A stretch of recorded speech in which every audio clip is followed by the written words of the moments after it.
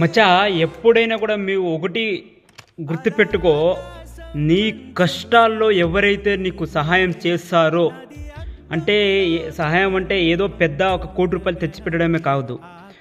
ఒక చిన్న బాధని పంచుకొని ఆ ఒక్క బాధకి నువ్వు రిలాక్స్ చేసిస్తావంటే, అంటే ఏదో ఒక వాళ్ళ దగ్గర షేర్ చేసుకుంటే అది నీకు ఆ భారం తగ్గుతుంది. లేకపోతే నీ యొక్క ఫినాన్షియల్ సిచ్యువేషన్లో వాళ్ళకి హెల్ప్ చేశారు. ఎప్పుడైనా కూడా ఉపకారాన్ని ఎప్పుడు కూడా మరవకూడదు. నీకు కష్టాల్లో సహాయం చేసిన వాడిని ఈరోజు నువ్వు ఒక శత్రువుగా నువ్వు ఎప్పుడైతే చూస్తావో, కర్మ సిద్ధాంతం నిన్ను ఊరికంటూ వదిలిపెట్టదు.